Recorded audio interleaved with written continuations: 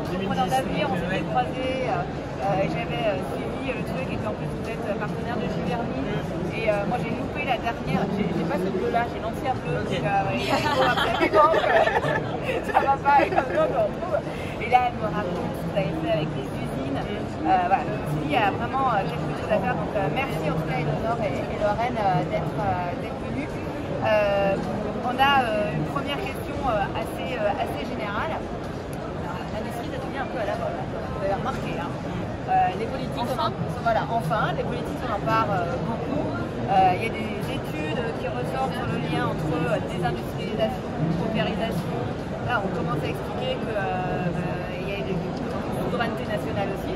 Voilà, il y a on voit plein de vertus à l'industrie de nouveau. Il y a quand même un petit hiatus entre industrie et écologie.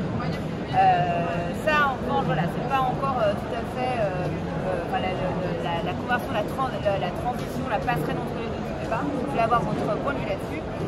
Est-ce que l'industrie est condamnée à détruire l'environnement en même temps qu'elle produit? C'est un peu son image première. Donc peut-être Eleonore, toi, avec ce que tu en penses, et puis après Lorraine.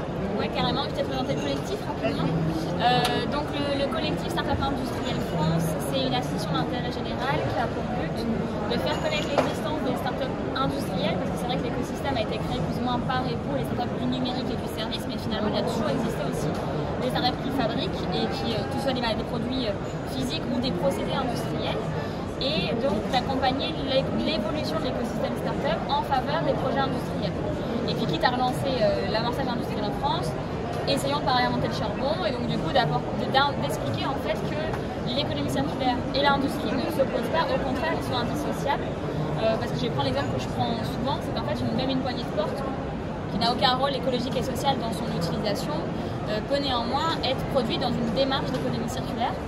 Parce que soit elle peut être produite en Asie par des enfants en multimatériaux non recyclables, non réparables et vendus à l'unité, ou elle peut être produite en France par quelqu'un payé à sa juste valeur, en monomatériaux, réparables, recyclables et vendus à l'usage. Et donc en fait, que nous-mêmes dans nos membres start-up, on a des gens qui ont des produits qui n'ont pas forcément in fine un rôle écologique ou social. On a des gens qui font des drones ou des moyens de mobilité ou des choses comme ça qui ne sont pas forcément directement en lien avec l'impact social et environnemental. Et pourtant, ils peuvent intégrer ces piliers de l'économie circulaire, parce que l'économie circulaire, c'est 7 piliers. C'est pas que le recyclage en fin de vie, c'est vraiment l'éco-conception, l'écologie territoriale, l'économie de la fonctionnalité. Et donc c'était important aussi de pouvoir sensibiliser en même temps sur ce message-là, que si on doit réinventer l'industrie, autant le réinventer en l'inscrivant dans une démarche territoriale, sociale et environnementale. C'est dans la manière de faire, ça veut dire dans la manière entreprendre de produire qu'on peut révolutionner un peu les outils, les méthodes, les process, sans avoir cette super clair. Et aussi avec une approche multicritère. C'est vrai qu'en ce moment on parle beaucoup du carbone, du CO2, décarbonation, ce que j'appelle une carbone mania.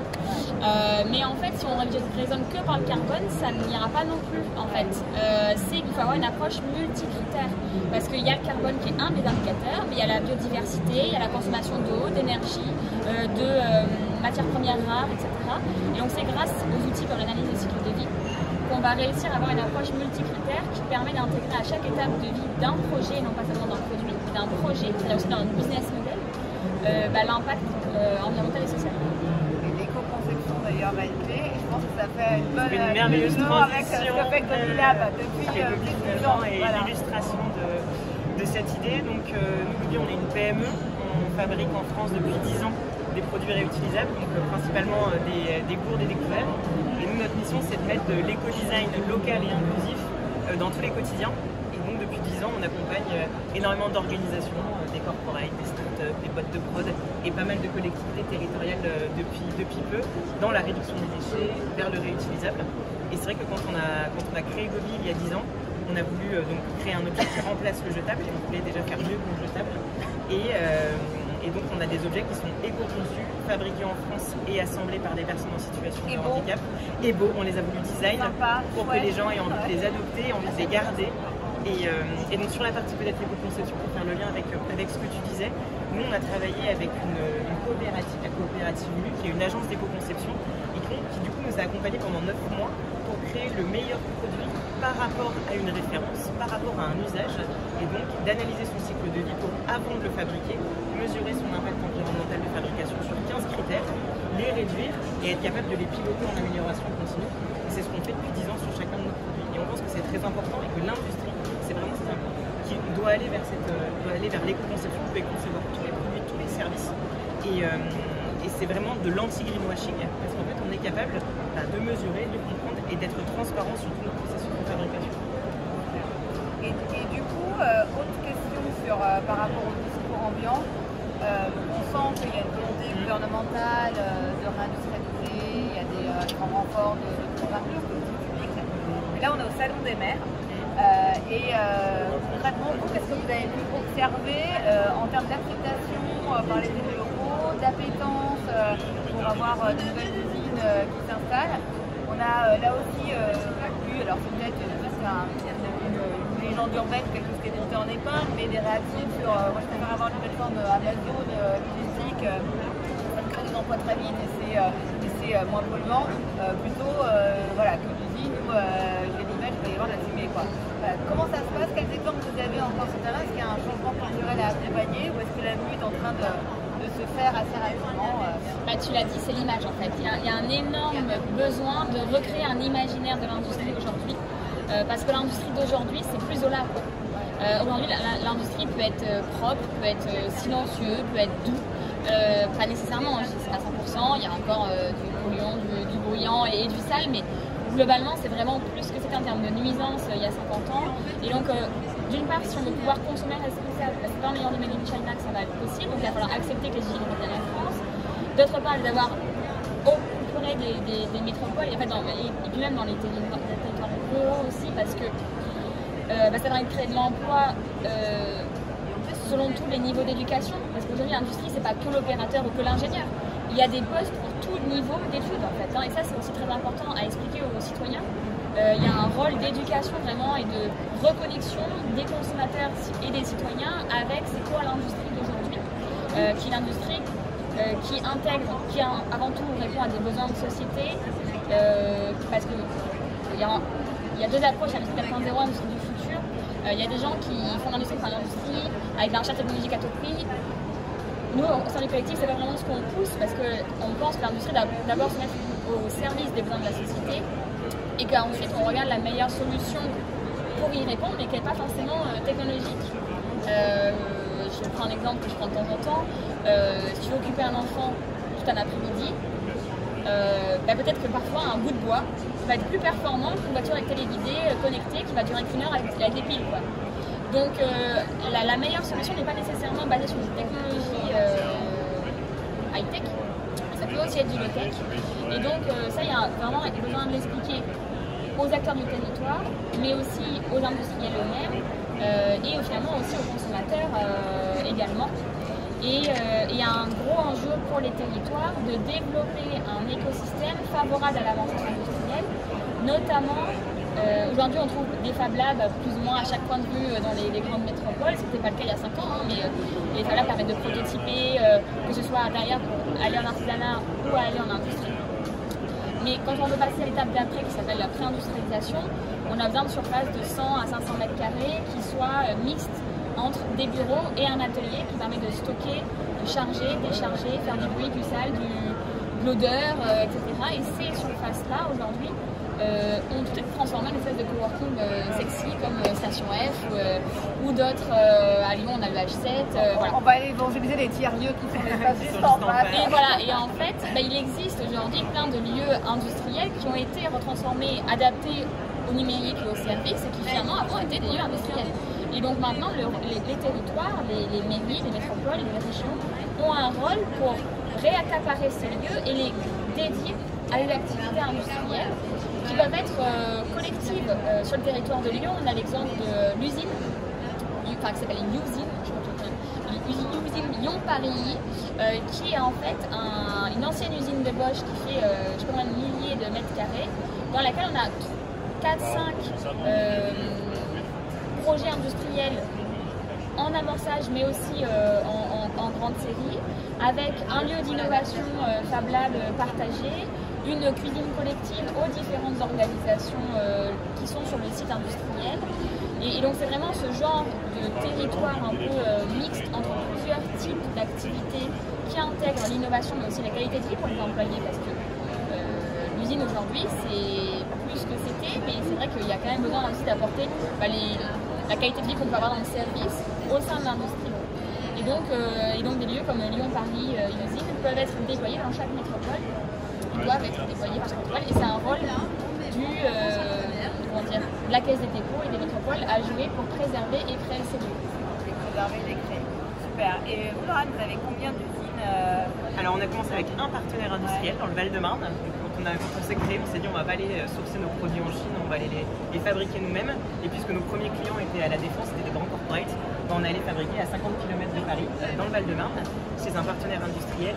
Et aujourd'hui, on travaille avec 6 partenaires partout en France, dans les Vosges, à côté de Lyon, dans le Massif central, et avec des partenaires de toute taille. On peut travailler à côté de Lyon dans l'Ain avec Verallia, qui est un des plus gros producteurs de verre, mais aussi avec une manufacture familiale dans le Massif central, qui est la manufacture Verdier, avec laquelle on produit nos couverts. Mais du coup, pour illustrer un peu ce que tu disais sur le lien avec l'industriel, je pense à notre partenaire historique du Val-de-Marne. Déjà, c'est un lien qui se construit dans le long terme, qui est progressif, et c'est très bien que ça prenne aussi peut-être un petit peu de temps pour faire un peu aussi l'opposition à la tech, qui se développe peut-être assez vite sur des levées de fonds phénoménales. Mais voilà, et en fait, avec ce partenaire, il y a un lien de confiance qui s'est créé, et on l'a aidé aussi peut-être à acheter des nouvelles machines. On a voulu récupérer notre matière sur notre ligne de production pour faire les films de couverts, donc il a investi dans une nouvelle machine. Il va parler d'éco-conception avec ses nouveaux partenaires qui viennent fabriquer chez lui. Et donc, et aujourd'hui, il travaille sur sa nouvelle usine, on va dire, sur son nouveau site, en intégrant une démarche environnementale. Donc ça, je trouve ça très intéressant. Sur la partie territoire, nous, on assemble dans un ESAT qui est à quelques kilomètres de l'usine. Donc on a essayé de recréer un collectif territorial, et ça, on peut tout à fait créer dans plusieurs régions. Et ce que je trouve intéressant, c'est de prévoir une fabrique de l'éco-design, une chaîne de valeur avec une agence d'éco-conception, un partenaire industriel, un assemblage en ESAT, et c'est vertueux pour tout le monde, et ça apporte un impact économique, social et environnemental sur l'ensemble du territoire. Ça fait combien d'emplois? Alors aujourd'hui, on est sur environ 50 emplois directs et indirects, donc c'est encore petit. On est 25 chez Gobi aujourd'hui, et que ce soit dans nos ateliers d'insertion ou à l'ESAT et chez nos partenaires industriels, on évalue à 50 en tout. En même temps, si tu as 1000, 10 000, 100 000 gobilables créés, ça va faire autant d'emplois non délocalisables. C'est l'idée. Et il y a cette idée aussi, de ce que tu disais aussi sur la transparence du processus de fabrication, d'éducation du consommateur et même d'éducation des élus. On a beaucoup de personnes du secteur public qui viennent nous voir, et c'est important de les... Voilà, aujourd'hui, on a une prise de conscience sur le jetable qui est là, il y a la loi AGEC qui a été votée, etc. Mais maintenant, il y a un sujet sur ça veut dire quoi produire en France, ça veut dire quoi l'éco-conception, pour en fait, qui est une prime à la vertu, qui peut être élémentaire, qui peut être dans la commande publique, mais qui soit aussi dans la prise de conscience générale, dans l'éducation, le vocabulaire, les étapes.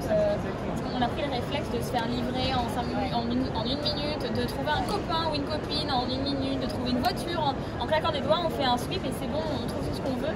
Mais en fait, même une table toute bête sur laquelle on est aujourd'hui, en fait, c'est des heures et des heures d'ingénieurs pour concevoir les moules qui vont permettre de concevoir la table, plus toute la documentation technique qu'il y a autour, le travail sur le design to cost pour avoir un coût de production et un coût de revient qui soit adapté aux objectifs qu'on s'est fixés, l'endurance, tous les moules et les bancs de test qui permettent de vérifier que la table va être nickel à la fin. Et en fait, on a perdu, les citoyens lambda n'ont plus du tout cette éducation-là. Alors qu'aujourd'hui, quand on parle de numérique ou de service, quand on parle de Python, de Java, de e-commerce, de SaaS, tout le monde sait à peu près qu'est-ce que ça veut dire, les bases, quoi. Et l'idée, c'est qu'avec le collectif, ce qu'on porte au sein de l'industrie circulaire, qu'on appelle, c'est que tout le monde ait un petit peu ses bases et qu'on se réacculture finalement, c'est quoi l'industrie aujourd'hui. Et avec une forme aussi peut-être de primorisme, parce que quand on décide de produire un produit en France, il y a quand même un investissement de départ qui est important, qui est nécessaire. Qui crée de la souveraineté, qui crée de l'emploi local. Au final, pour moi, c'est pas un risque, c'est de la valeur ajoutée pour l'ensemble. Mais tout le monde le perçoit pas. Moi, ce que j'entends dans ce que vous dites, c'est qu'il y a un enjeu image, ça c'est certain, auprès des élus locaux, auprès des consommateurs citoyens. Potentiellement, il peut y avoir un enjeu de formation aussi. On sait qu'il y a des métiers dans l'industrie qui sont en tension, mais aussi parce qu'il manque d'attractivité pour les raisons que tu as dit. On pense encore à Zola, si ça a beaucoup bougé dans la majorité des cas. Et puis il y a un petit peu le nerf de la guerre, c'est ça aussi l'idée vous avez amené à nous rencontrer Eleonore sur les réseaux. Et Laurent, tu l'as dit en sous-jacent en parlant des levées de fonds d'un certain nombre de startups numériques. Alors on ne veut pas opposer économie de plateforme et économie réelle. Mais c'est vrai, tu vois, moi j'ai aussi cette métaphore. Back Market, c'est un truc formidable, il y a un vrai service et ils peuvent lever des millions et des milliards. Mais qui investit dans les reconditionneurs de téléphone aujourd'hui sans qui Back Market n'existerait pas? Et là, voilà, c'est un peu du coup l'idée de dire l'économie de plateforme c'est super et allez-y. Mais ce n'est pas des investissements qui doivent faire au détriment de l'économie réelle. Sinon, les plateformes n'auront plus rien à vendre. Que des produits qui sont mal. C'est même le numérique a besoin de serveurs, a besoin de téléphone, a besoin d'ordinateur. Et on en a parlé tout à l'heure, tu l'as dit, il y a la question de la sémantique. Il y a un sujet qui nous est propre aussi sur le financement. J'aimerais bien t'entendre aussi là-dessus. Alors, comment ça se passe? Quelle est ton expérience? Ça me aussi pertinent si tu veux en parler. Comment ça se passe avec les investisseurs? Ouais, et donc il y a le sujet immobilier aussi à pas oublier. Donc sur le sujet du financement, effectivement, moi et Eleonore, j'ai pendant 5 ans eu un projet qui était connu pour le nom de Clean Cup qui permettait de supprimer l'usage des gobelets jetables dans une démarche d'économie circulaire, made in France, éco-conçu, avec des clients, des prix, une notoriété, un petit peu tout ce qu'il fallait pour réussir finalement. Un partenaire industriel français qui était une filiale de Michelin. Et on n'avait plus aucun verrou technologique. Et donc quand on a voulu lever des fonds, donc faire une série A, pour trouver les fonds pour finaliser la pré-industrialisation de notre produit, on a été voir l'ensemble des VC sur la place, parce que c'est vrai qu'on n'a pas de VC aujourd'hui en France, et même des VC à impact. Et tout le monde nous disait que ton projet il est super sexy, j'ai eu toutes les portes ouvertes, machin, génial, mais on n'ira pas. Voilà, donc pourquoi? Parce qu'aujourd'hui ils sont construits, encore une fois, pour le numérique et le service, donc sur des durées de vie de 5 ans, avec des TRI très élevés en termes d'objectifs. Et donc aujourd'hui, il y a un vrai besoin de créer des fonds d'amorçage industriel à capital patient sur des durées de 8 à 10 ans pour des tickets d'investissement de 1 à 5 millions d'euros qui permettraient de financer la pré-industrialisation. C'est-à-dire qu'en gros, quand on développe un produit industriel en France ou d'ailleurs ailleurs, mais il y a 3 grandes phases: la R&D, le prototypage, la pré-industrialisation et la grande série. Et aujourd'hui, la première phase est plutôt bien accompagnée par les financements actuels au sein de l'écosystème. La 3e phase, il y a des choses qui étaient déjà un petit peu en cours et c'est en train de se renforcer, mais c'est vrai que cette 2e phase de pré-industrialisation était complètement oubliée par les acteurs jusqu'à très récemment. Et donc nous, le collectif, on joue le rôle de alerter le point sur le sujet et surtout de leur faire part des besoins des entrepreneurs. Parce qu'on ne peut pas demander les mêmes critères d'investissement à un projet industriel qu'à un projet numérique ou serviciel. Tant sur les critères, vraiment, par exemple, parfois on nous disait il faut que vous ayez réalisé 1 million d'euros de chiffre d'affaires ou que vous soyez basé sur une deep tech, donc une technologie de rupture issue de laboratoire de recherche. Mais en fait, l'innovation, il y a 6 différents types d'innovation et 2 types d'intensité. L'innovation, elle peut être radicale ou de rupture, mais une innovation, elle peut être aussi donc technologique, sociale, de produits, d'usage, de procédés ou business model. Et on peut avoir une innovation d'usage, de rupture. Par exemple, Gobi à l'époque, c'était ça, c'était une innovation produit, de rupture sur son marché, et donc qui n'était pas basé sur un brevet issu de laboratoire de recherche, mais néanmoins de rupture sur son marché. Et donc ça, il faut rééduquer, encore une fois, les financiers, principalement les fonds d'investissement, mais également aussi les banques et BPI France, sur les différentes formes d'innovation. Parce qu'en plus, dans le fond, ils les connaissent, c'est juste qu'ils les ont oubliés dans le jeu de l'action, et voilà, ils ont mis de côté. Et donc, on a un gros travail sur le sujet. Il manque d'expertise aussi, moi, dans les C'est ça. En fait, l'idée, c'est vraiment d'éduquer, encore une fois, au B.A.-bas, du vocabulaire, des étapes, des besoins RH immobiliers en financement. Et quand on les aura aidés à revenir à niveau, je pense que vraiment, en fait, il y a une envie, parce qu'en fait, in fine, produire en France, peu importe d'ailleurs ce qu'on produit, ça crée de l'emploi local, ça crée de la souveraineté, ça crée de l'emploi dans les territoires. Personne ne peut dire ça m'intéresse pas, quoi. Donc en fait, l'envie, dans le fond, elle est là. C'est juste que, typiquement, quand on dit tech, ça veut dire technologie, ça ne veut pas dire numérique. Et quand on utilise le mot tech pour dire numérique, finalement, on empêche aux autres startups industrielles d'exister. Donc il y a un vrai enjeu aussi sur la sémantique dans la communication des acteurs. Et c'est vrai que beaucoup de gens maintenant ont pris le réflexe de dire tech à tout prix. Moi, vraiment, tech, je n'en peux plus longtemps. Donc, je le fais beaucoup moins depuis que je te connais. Le tech, alors on dit French tech, enfin French numérique. Mais voilà, merci bien ça, il faut pas opposer. Non, on n'oppose pas. Nous, l'idée, c'est que l'écosystème qui est très bien développé aujourd'hui pour le numérique et le service va être aussi favorable pour l'industrie. Et juste pour illustrer, nous c'était pareil quand Globi s'est créé, on était monoproduit, on n'était pas tech, donc vraiment c'était pas, puis on était sur un marché qu'il fallait filtrer, parce qu'en 2010 le système et la réduction d'émission n'étaient pas du tout à l'ordre du jour. Et je sais qu'on a eu un financement de l'ADEME. Alors l'ADEME, il n'y avait pas de subvention pour tout ce qui était pré-industrie, etc. Mais parce qu'on était en démarche d'éco-conception, on a pu avoir un financement d'innovation. Et donc c'est parce qu'on avait cette démarche qu'on a eu on était innovant en fait. Et c'est comme ça qu'on a pu lancer Globi, etc. Mais c'est vrai qu'au départ, il faut vraiment dire que quand on produit, il y a un vrai risque au départ, qu'on achète un moule, qu'on prend un vrai risque et ça mérite d'être plus soutenu par les pouvoirs publics. Et dans le cadre de France Relance, justement, l'ADEME a un gros rôle sur le financement de l'éco-innovation. Et donc ça, c'est vraiment super. Du point de vue institutionnel, là, il y a tout ce qui est fait depuis le plan de France Relance qui est super. Maintenant, il faut aussi que les VC, parce que souvent, ces financements sont conditionnés au niveau de fonds propres de l'entreprise. Et donc, parfois, il y a des financements, mais vraiment des super financements publics qui sont des subventions ou des prêts d'honneur, prêts classiques, et qui sont conditionnés au niveau de fonds propres de l'organisation. Donc si on n'a pas des VC, vraiment des fonds propres, qui permettent de régler pour retrouver l'équilibre, on ne peut pas accéder à ces super financements. Donc même si l'activité publique elle est intéressante, tant que l'activité privée ne l'est pas, on ne pourra pas être à l'équilibre. Là, tu parles des startups, mais il y a aussi la transformation. C'est ça. Ça peut les fonds de private equity. Il y a aussi ce sujet de la transformation des entreprises. J'avais une dernière question, bien sûr, après vous pouvez compléter. Si on essaie de se projeter, en 2050, ce serait quoi un bassin industriel écologique? C'est quoi les images qu'on retienne pour un peu se mobiliser, se donner un cap? Vous diriez quoi dans l'ordre que vous voulez? Là comme ça... On parle un peu de la boucle avec les dates, etc. Ouais, c'est quelque chose où en fait on associerait environnement et social, et du coup on serait sur des bassins d'emploi qui incluraient des mesures d'impact et environnemental et social. Ouais. J'entends aussi tout à l'heure, tu racontais avec ta petite circulaire, avec les dates qui est à 50 km, etc. C'est ce côté très local finalement, de chaîne de valeur relocalisée mais dans son ensemble, la main d'œuvre, la production, alors production matière, on ne parle pas de produire en France. Mais voilà, ce serait cette idée-là, et avec cette idée aussi qu'on aurait des consommateurs peut-être un petit peu plus éclairés, et du coup on pourrait industrialiser en France un certain nombre de produits du quotidien, réutilisables, réemployables, avec des boucles économiques circulaires qui seraient... Avec des tiers-lieux industriels, on va aller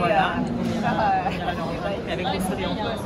Voilà, il y a effectivement, en fait l'économie circulaire, encore une fois, en fait à partir du moment où on comprend l'entièreté de ce que ça signifie, que c'est pas que la fin de vie recyclage, à partir du moment où on l'applique en fait dans le développement des projets, moi je parle pas des produits, je parle vraiment du projet, parce que ça joue aussi sur le business model. Donc évidemment des projets d'une entreprise, mais aussi d'un territoire. En fait, finalement, tous nous, les organisations publiques, privées, les petits, les grands, les assos, les entreprises. Et donc, du coup, c'est vraiment cette approche d'industrie circulaire, de territoire circulaire, où finalement, les déchets des uns font les ressources des autres, les emplois qui peut-être on va perdre ici vont devenir les emplois qu'on va gagner là. Il y a aujourd'hui des grandes filières industrielles qui rencontrent des difficultés actuellement. Mais en fait, les compétences de ces filières-là, sur le secteur typiquement de la filière du réemploi, elles sont urgemment nécessaires et on manque en fait de main-d'œuvre. Donc typiquement, s'il y a des filières, pour ne pas les citer, comme l'aéronautique ou l'automobile ou le nucléaire, qui doivent peut-être fermer certains sites industriels, en tout cas, c'est pas une catastrophe parce que les compétences de ces gens-là sont nécessaires pour développer les nouvelles formes d'industrie. Il y a l'industrie de l'insecte, il y a l'industrie du réemploi, du packaging, il y a de la mobilité douce, il y a plein de nouvelles industries dans le pays qui ont besoin de ces compétences et de ces lieux industriels. C'est vraiment, j'insiste aussi sur le rôle de l'immobilier et qui est vraiment territorial en plus. Donc en fait, il faut accepter le changement, il faut l'accompagner. Et c'est aussi un vrai sujet culturel parce que par exemple, moi, mon activité locale, je l'ai cédée à une ETI. Ça s'est fait dans le rush et avec plein d'événements qui se sont passés en même temps et on n'a pas été accompagné dans notre coopération de départ, ce qui fait qu'il y a eu un choc des cultures entre une start-up très agile avec des outils digitaux pour travailler et une productivité, une agilité qui était très rapide par rapport à une ETI où on n'utilisait pas encore forcément des outils numériques dans la collaboration, on a des process qui sont installés, etc. Donc il y avait déjà un rythme de travail qui n'a pas été accompagné et c'était dommage parce que je pense qu'on aurait eu des belles choses à faire ensemble. Et puis aussi, c'était une ETI qui avait l'habitude de produire, on lui dit produis-moi 1 million de gourdes, il ne te dit pas de problème. Par contre, conçois-moi la gourde, il ne sait pas le faire. Et donc du coup, l'idée d'avoir des prototypes industriels sur le marché, nous les clients, ils savaient qu'ils n'achetaient pas des produits finis, qu'ils achetaient des prototypes industrialisés. Mais comme on était très réactifs sur le SAV, finalement ils étaient même prêts à recommander des nouvelles machines parce qu'ils savaient qu'ils contribuaient à notre développement. En même temps, on répondait à leurs besoins aussi. Et donc ensemble, on avait co-construit un projet. Et c'est vrai que l'industriel qui nous a repris n'avait pas cette approche-là.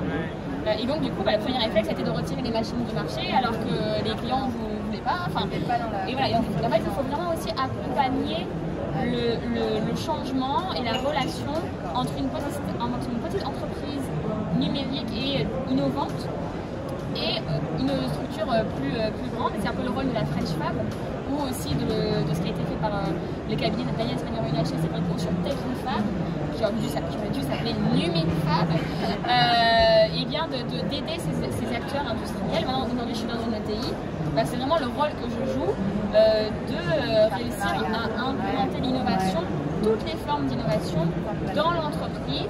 Et ça a été vraiment, on a voulu pas refaire les mêmes erreurs que celles que j'ai vécues il y a pas si longtemps que ça. Donc on a d'abord été, vraiment une mission freelance pour petit à petit s'apprivoiser. C'est vraiment ça qu'il a fallu faire. Et maintenant j'ai intégré officiellement l'entreprise. Et c'est vraiment un accompagnement au changement où la direction supporte ce projet-là. Et en fait, normalement, je pense que les institutions publiques pourraient vraiment mettre à disposition des consultants en accompagnement du changement sur le lien pour pas qu'il y ait de choc culturel. Je crois que c'est très important ce que tu dis là, qu'il n'y ait pas un effet de sidération par rapport au fait qu'il y a un changement. Il y a cette surprise encore avec la crise, mais il y a une que j'aime bien aussi, c'est autant prendre le changement par la main avant qu'il ne vous prenne à la gorge. Exactement. Donc c'est ça qu'il faut accompagner.